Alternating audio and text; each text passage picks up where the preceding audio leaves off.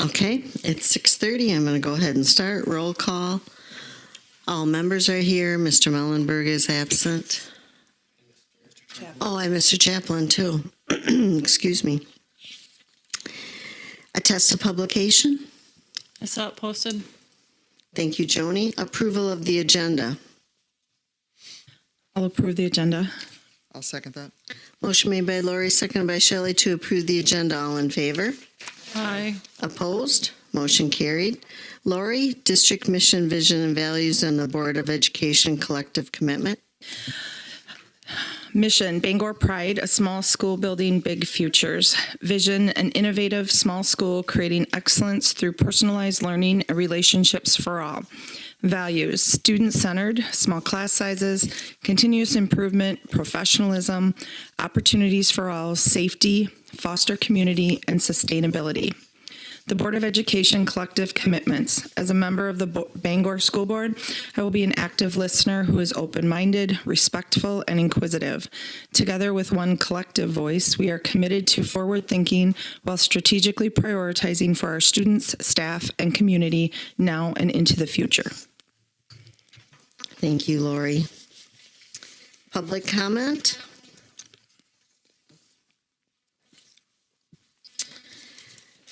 Approval of minutes, October 19th, regular meeting. They are in your packet. I'll move to approve. Second. Motion made by Joni, seconded by Lisa to approve the minutes from October 19th, regular meeting. All in favor? Aye. Opposed? Motion carried. Thank you. Student report. Come on up, girls.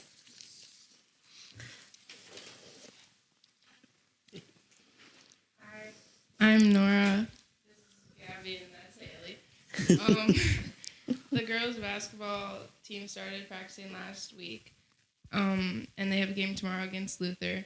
The boys started this Monday and should be a good season to look forward to.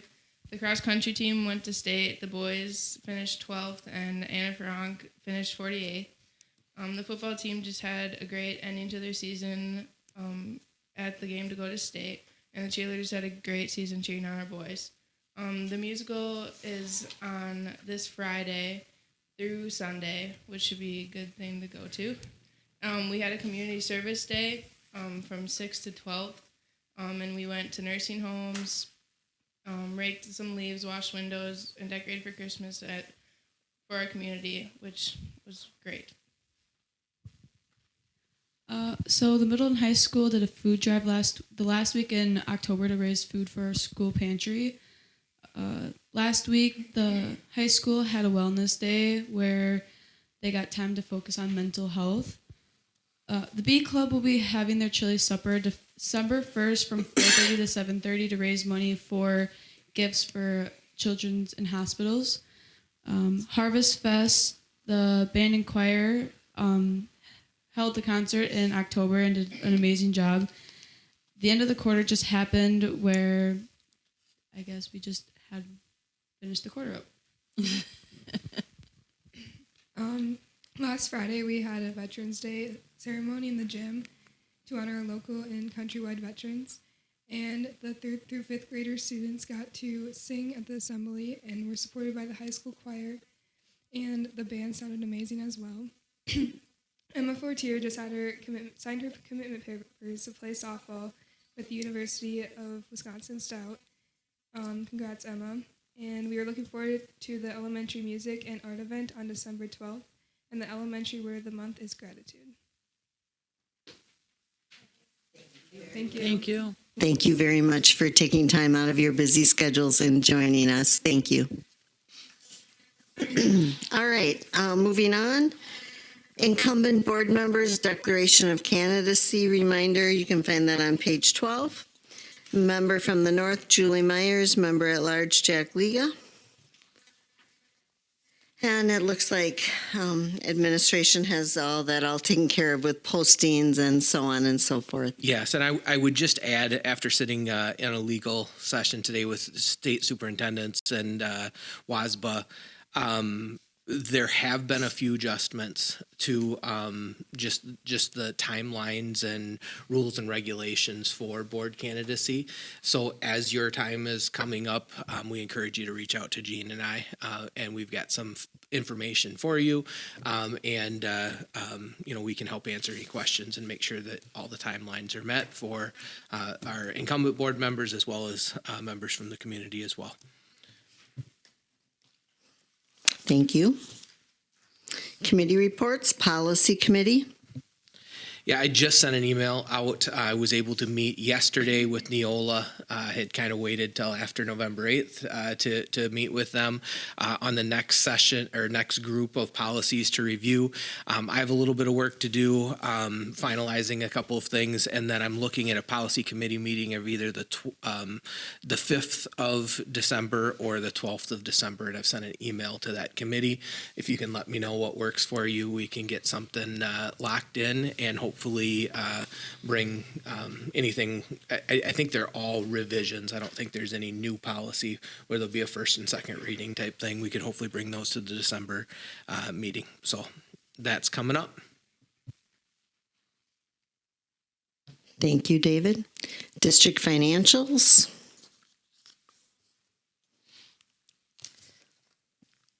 Angie and I received no questions.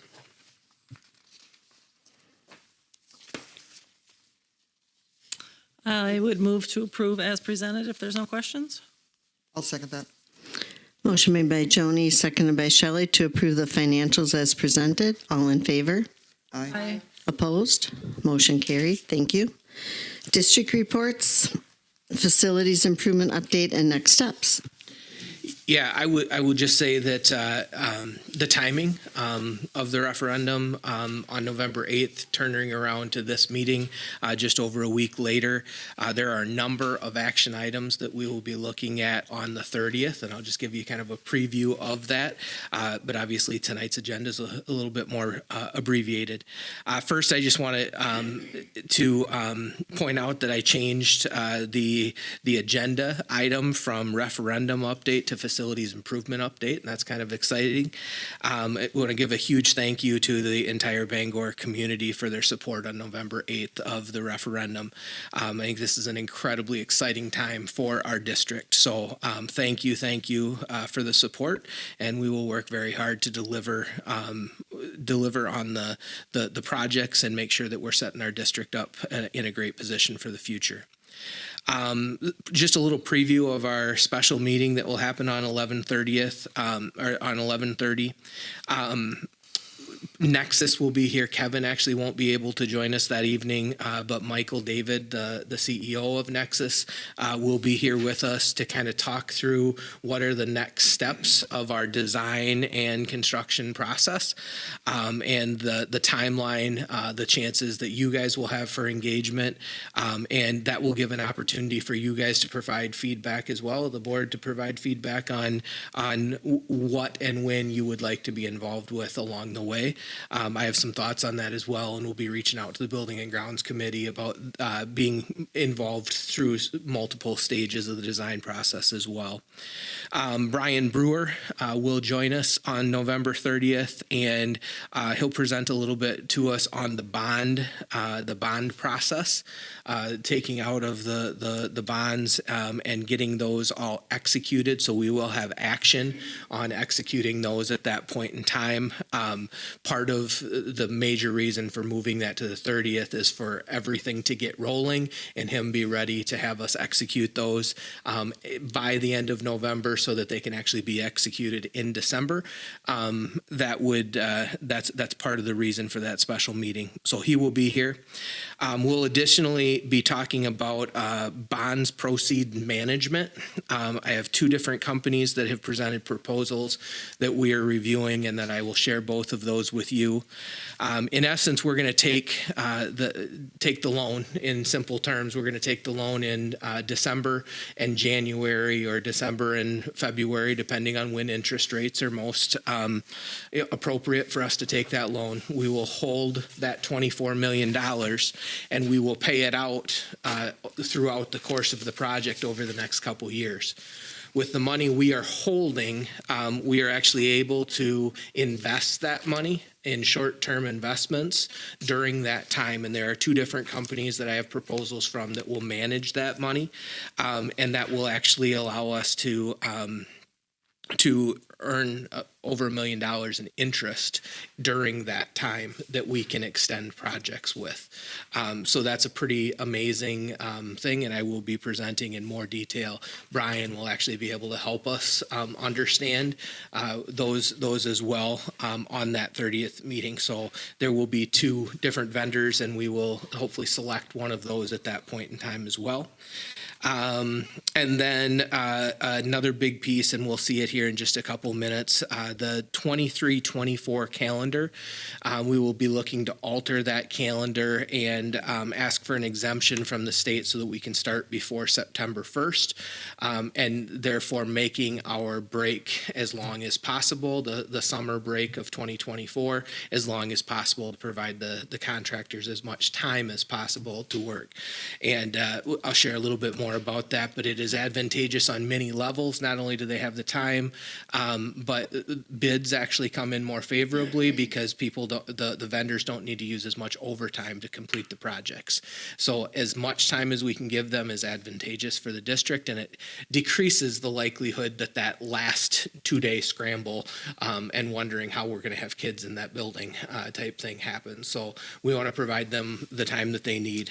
So we'll be looking at that calendar, the first draft of it tonight, and get your feedback, and then going from there. So that's kind of the plan for the 30th and next steps for the facility improvement updates that will be occurring over the next couple of years.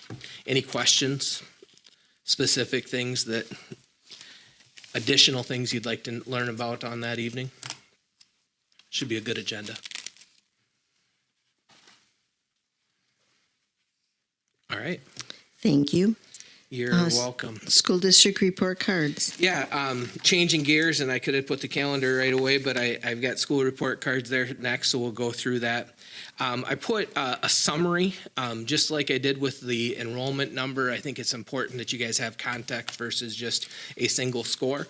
It's our responsibility to report out on these scores to the board. So here is kind of a summary of the report cards. You can see over, from 1819, 1920 was the pandemic. There were no report cards issued during that year. Then 2021, 21, 22. We are not on a trajectory as a district that we want to be on. That is for sure. There are a number of factors that lead into that we are working towards. Part of that is some of those calculations are based on a 3-year average that have drastically been affected by not having a year in place. And while it may not serve us well, it's serving everybody equally. So all school districts across the state and across our conference have seen some hits to that report card. Some have done really, really well through it. Some have struggled more with it. But we are not alone in our area with schools that are not seeing the scores that maybe we saw pre-pandemic. The other part of that is there are 4 priority areas. If you take a look at the report cards, and I'm going to use the word all here, talking about all the report cards. If you look at the summary document that I shared, there are basically 9 report cards that I went back and pulled data from. In all of those, our district outperforms the state averages on academic performance. So that's a positive. On every one of those, middle school, high school, elementary, district level, we outperform the state averages, which is good. For all years shared, so all 9 of those report cards and all of those, we fall below the state average in growth. And that is definitely something that we need to look at, because if we continue not to make that growth score, it won't be long in our achievement. It just naturally can't stay above there. So that is definitely something that is a concern for us, and something that we are working on equally, whether we're meeting expectations as a district or exceeding expectations at the elementary. We are still looking to improve in that area. The third area is target outcomes. This is a new calculation that started in 2020, 2021. So that change does factor into some of the score change, along with a cut score change that happened when we first saw that 2021 report card last year, and then the 21-22 this year. On both of those report cards, and it's partially because of this, partially because of the pandemic, that 3-year average, there is that big asterisk you'll see right on in highlighted in yellow on the report card, that due to the COVID-19 pandemic, use caution when interpreting these scores. So they know there are some calculation things with that. That said, there's not a state average, but when we look at our scores, we know this is definitely an area for improvement. This is largely how we work with the lowest scoring 25% of our population, and the growth that the lowest part of our lowest 25% of our population is showing as well. Our on track to graduation scores is the fourth component, and this continues to outperform the state averages on all 9 of these report cards. So 2 of these areas we feel pretty good about. We know that we're doing all right. 2 of them we know that we need to continue to focus on, regardless of the fact that we meet or exceed expectations. As a district, it is really evident to us as we sit and reflect on this information that we really need to focus on the bottom 25% of the students there. And we are doing some deep dives into that data to really understand who we need to be getting to and how we are servicing them. When we look at this as a board at a district level, what comes to mind is we need to really identify, and through our staffing conversations, do we have the right positions in place? Do we have enough of the right positions? Are we overstaffed somewhere? Are we understaffed somewhere? Those intervention positions, the mental health supports, the family connections coordinator, the at-risk positions, special education staffing, special education support staff and paras, and then, ultimately the classroom size, all of those things play into the way that we work with the students that are scoring in that lower 25th percentile. So that becomes a big part of the challenge for us. Are we spreading some of those resources too thin? And I will tell you, when we meet as an admin team and we look at those positions, there's a lot of challenging things going on, and we are tapping them pretty hard. And that will be something that we'll continue to look to improve the way that staff works, and making sure that we have enough of that staff. We have to acknowledge that when we look at this, that some of the students, especially those struggling in the bottom 25% of scores, may have been impacted differently by the pandemic than some of the students that are scoring better. We know that access to technology, although we had provided the iPads during the pandemic, the internet connectivity, just the support at home was not the same for all students. We acknowledge that. We know that we need to continue to learn from that and move forward. As we sit there, you have a very competitive administrative team that wants to do really, really well here, and we beat ourselves up pretty good, and Mike included, exceeding expectations at the elementary school. We all know we can do better than what's in front of you tonight. But I think it's important that we remember that there are multiple indicators that lead to our, that measure how we are doing as a school. And there are a lot of things that are going incredibly well, better than what our report card is showing. So something that we talk about and something that we want to continue to focus on. ACT scores at the high school are up, from last year. So when we look at that, how we're presented, how we're preparing students for that college and career readiness and those types of things, we've got some good news there. So this is not as good as we'd like to have it, but it's not something we're going to shy away from. It's something we're going to learn from and continue to move forward on. As far as next steps, each building has already, during our professional development days, begun to dig into this data and really look at what are the students' needs and are we meeting them. There's all of the work that we are doing towards the formative and summative assessments. All of that applies to how do we know that they know what we need them to know. There's so much work already being done on that. We will continue that work. The principals and I have been talking, and at 11:30 when we meet with the goals committee, they're going to share a little bit more about their specific scores with the committee and just how things are going, and then we'll report back kind of on a more detailed dive. This is, the report card came out yesterday. We'll dive into it a little bit deeper and continue to talk a little bit more about the next steps with the principals. So those are the scores, and we have some successes there, but some things that we definitely want to continue to do better. Questions for me?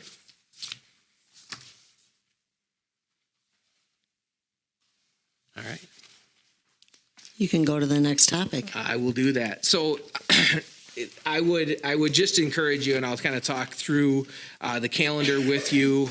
You'll have the document that has the draft for 11/16/22.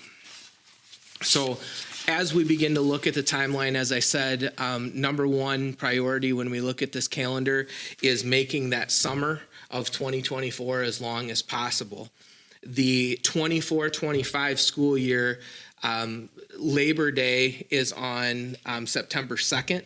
We can't start till after the 1st anyway, so we will start the 3rd, and really the 24-25 school year will be a typical school year. We won't look to start that later. If we did look to start it later, we don't need state approval to do so. We could start it as late as we wanted to. I don't anticipate that. I anticipate the 24-25 school year starting on September 3rd. So the main changes will be to this 23-24 school year.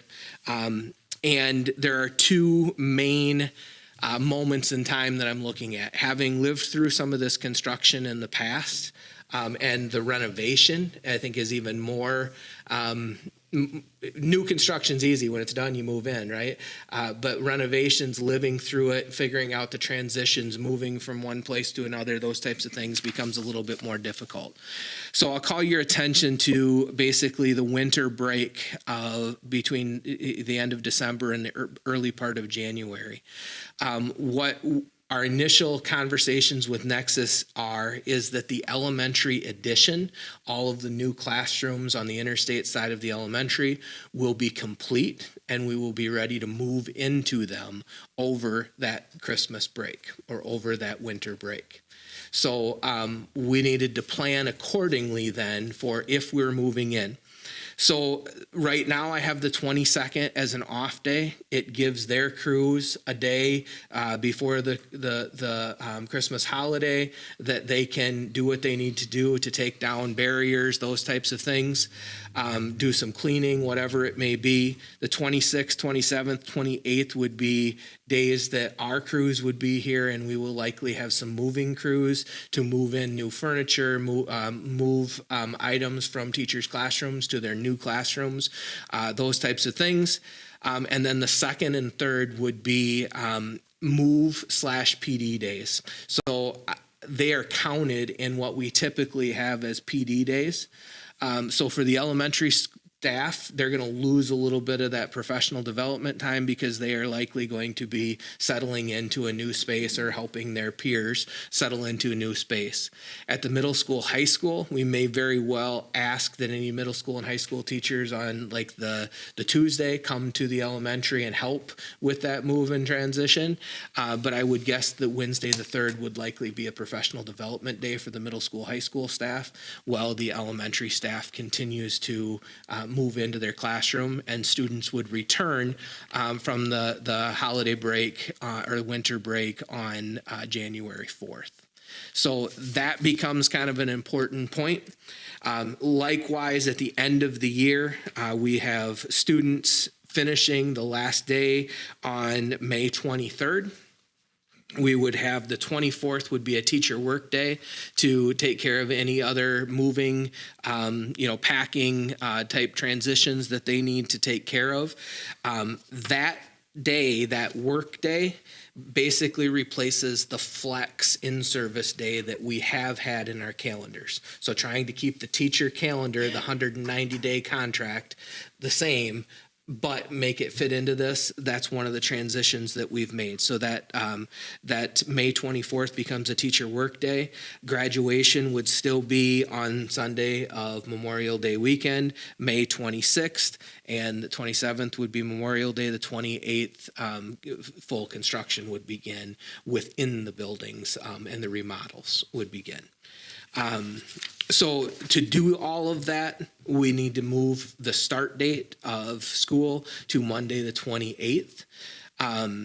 Looking at some of the other areas in the district, or other districts in the area, we are not alone that we'll be moving this start date. As a matter of fact, I'm pretty sure Onalaska is going to go a whole week earlier than that and go the 21st. We feel the 28th is sufficient without going into that week before. We'll have the 3 in-service days.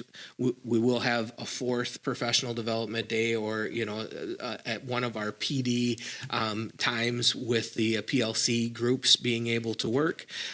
That takes it out of the regular school year. You'll see that September does not have one, November does not have one, February does not have one. So we can kind of condense the calendar down, get the student days in a little bit shorter period of time so that we can get out at the end of the year.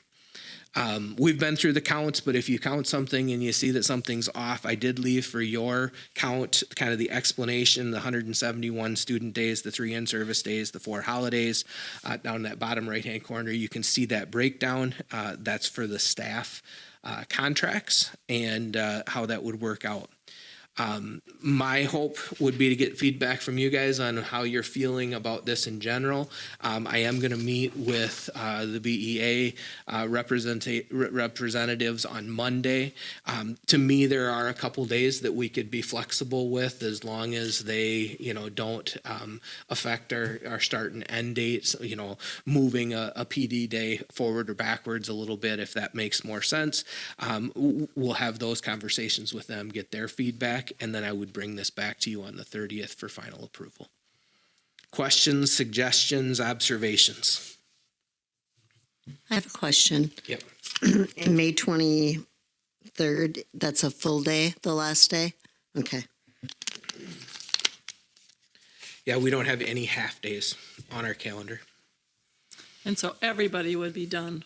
It's not like graduation and then everybody else is got a week longer. All classes will be done. I do think for fairness to our seniors, that the seniors usually get done a little earlier. They would probably have a pretty light week that week of the 20th, where they'd have their graduation practice and some of those types of things that week. But that would be between, the high school staff and the seniors to kind of work that out. Does this have the same amount of extra snow days or different days that, does your calendar, are these days all what we normally have, just put at different time frames? Exactly. Yeah. So 171 student days is what we always plan for. It's minutes more than it is days. So we know that we have enough minutes within 171 school days to meet all of our requirements and still have a little bit of extra for those snow days. If we got to the point where we were more than 2 snow days, we might start to look at adding a couple minutes to the school day for the end of the school year type thing. And that's been done. It's not ideal, but adding 5 minutes to the end of the last 10, 15 days might be all we need to get over. So you have approximately 2 snow days, Yep. minute-wise. Yep. 2 and then, a piece. 2.5 probably is what we have. So if you have an early release and a couple of snow days, that's pretty safe.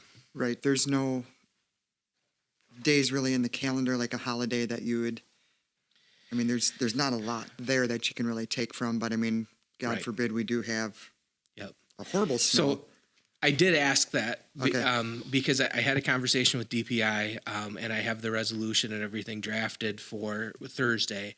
So the resolution would be an exemption to the start date.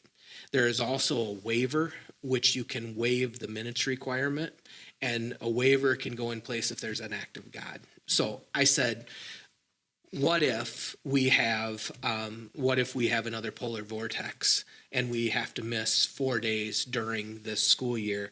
We still can't push into the construction season because we've got contractors and timelines. At that point in time, we could complete a waiver and waive and basically forgive those minutes at that point in time. If it happened late in the year, something to that effect. So we still have that flexibility. Right, because the time to take would be either November or December. And generally, the cold or the snow events would be January, February, and there's just no days there that were really off. Right. So, Right. So what's going to be going on construction? I know it's not necessarily calendar related, but you said the completion of the elementary classrooms would be done over Christmas. What is the construction timeline from Christmas till, say, graduation? Like, is there going to be? There will be construction going on some of the exterior additions. So probably still working on the weight room, tech ed room. May still be work going on over at the old school. And once we move at the elementary school, there's maybe an opportunity where the classrooms are, where the kitchen will go, that they're able to start doing some of the work interior in there, where they would wall off a section and we would be able to continue school during those days. Mike and I have talked about that. It's not ideal with a lot of extra noise, but if the majority of kids are now in that new addition on the other side of the school, that may be possible. So, again, that timeline will get further developed for us on the 22nd of November when we have a big kickoff meeting with the admin team. All of that will be prepared for you, and more detail will be shared with you guys on the 30th as far as what that timeline looks like. When will construction actually start? Are you talking like Yeah, that's not in my pile. 2023 summer, or you're talking later? I believe we have, right now they have foundations being dug in March of 23, this March. So some of the exterior foundation work would start to begin.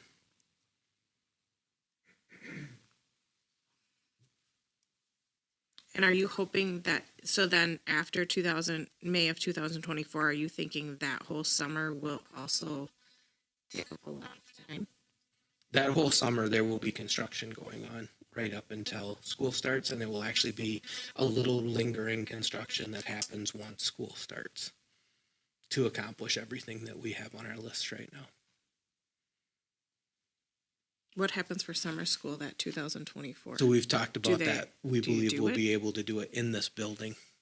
If we have to use both ends, then we'll have, I just asked hallway for part. parents and planning, if Yep. it's actually still going to be offered or if it's not even an option. I didn't That know. is the plan, that we will continue to offer it. We may be able to offer it like it might be a different time, but we may be able to offer it right away at the beginning of June before they start the interior construction of this building or before they start the bathroom renovations. You know, maybe they're working on the commons, but we can't get to that type thing.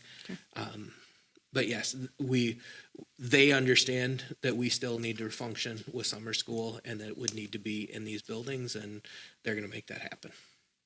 It may be inconvenient for traffic patterns and some of those things at a time, but that's part of what we're going to live through over the next couple of years.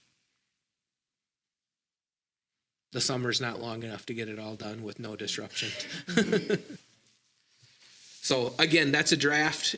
Please take a look at it. If you have other questions, thoughts, or concerns, suggestions, let me know.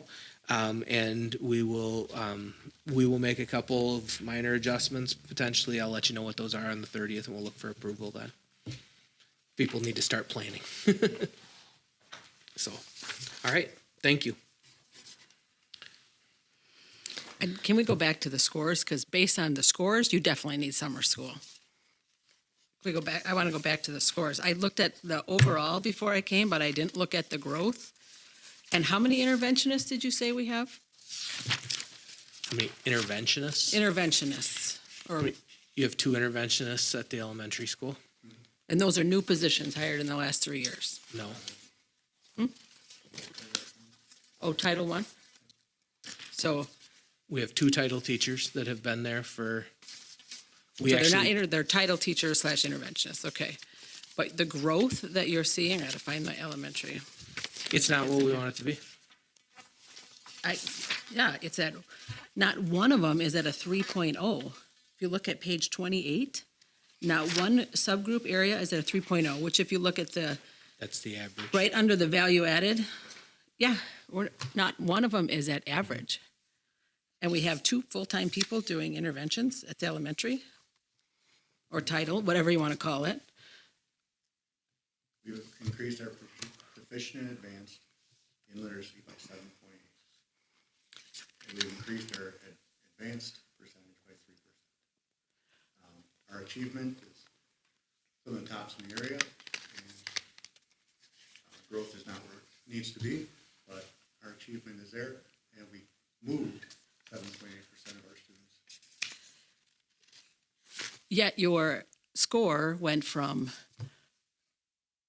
meets to exceeds, but your score didn't go up much, and your achievement, like you said, your growth, your achievement is, yep, that's great. Growth, Or shouldn't say and great, then it's at the other 75%. calculation. The other calculation basically uses all of those figures again for your lowest 25% a second time.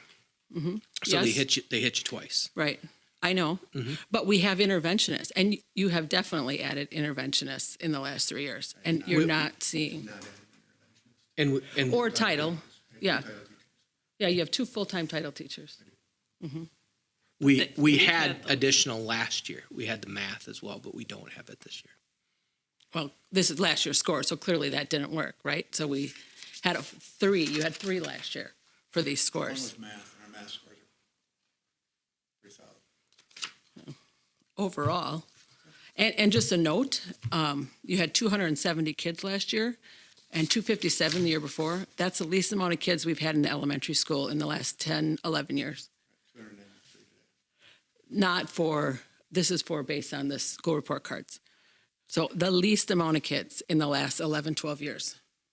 So, Coming off of COVID. In advance, we grew our kids by 7.8%.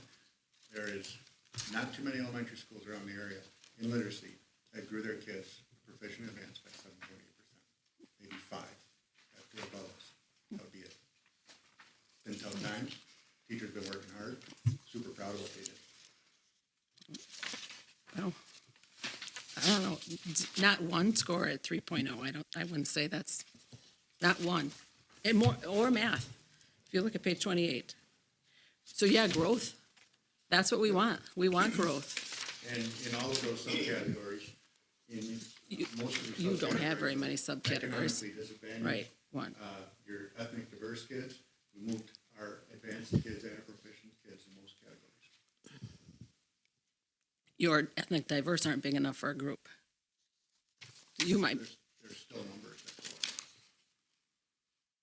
the only numbers that count that are big enough are the economically disadvantaged, right? Whereas everything's less than the reportable categories, except for economically disadvantaged.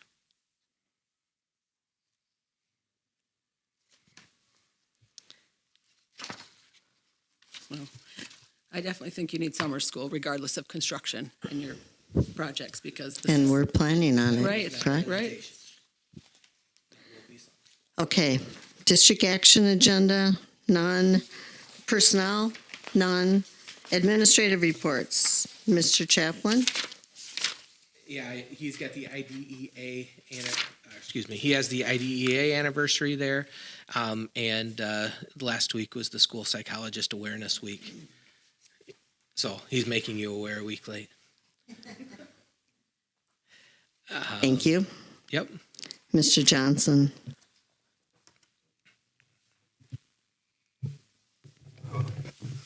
Just a couple things. Things are going well. Attendance at the conference, parent-teacher conference is outstanding, 95%. We did use GMC to schedule those conferences this year, or this fall. The system seemed to work pretty well, certainly on the teacher side of it. As far as then the parent side of it, we're working with GMC to kind of give our feedback a little bit and try to make that an option, whether it's just a reminder email to parents saying this is the time. That seems to be not a real great platform with the phones, and most everybody checks that kind of stuff with their phones. So seems like we're working with JMC to kind of help with that a little bit. And then just to reiterate what the high school student council shared, I'm just really proud of Mr. Sattergaski and his 3rd through 5th grade music students. What a great performance at the Veterans Day Assembly. It was just a really great experience, and it's good to be there. Are we back to 100% in-person conferences, or are we still offering both? Or A really small percentage of virtual, and really what came down to,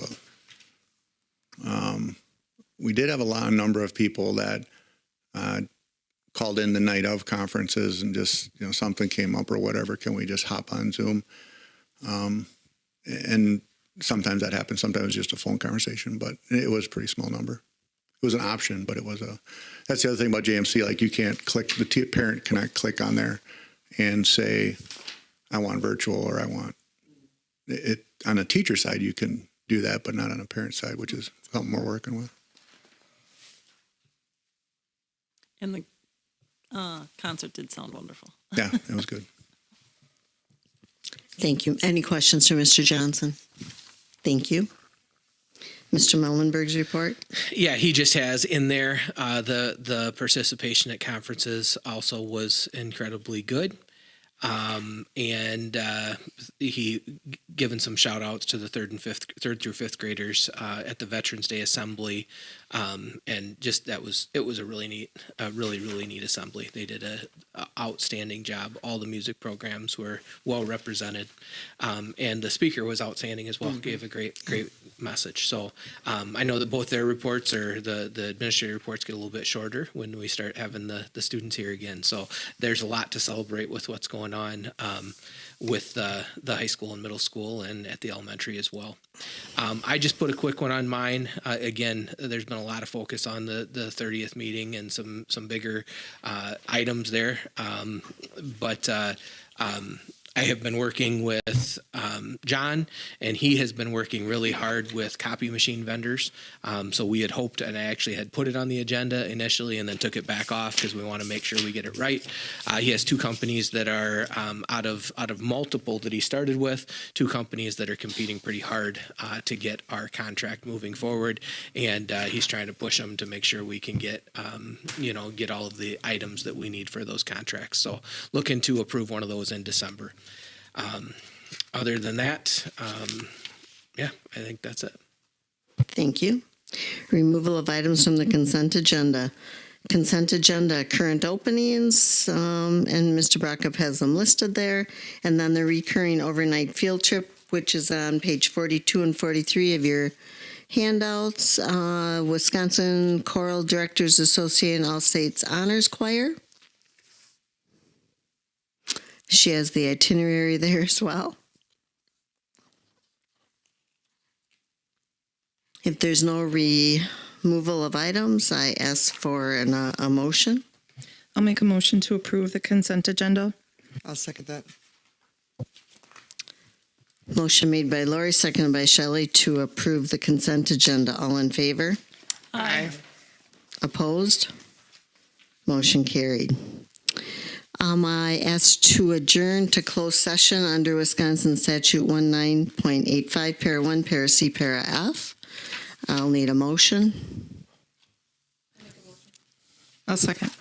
Motion made by Tina, seconded by Lori. We'll do roll call vote, starting with Joni. Aye.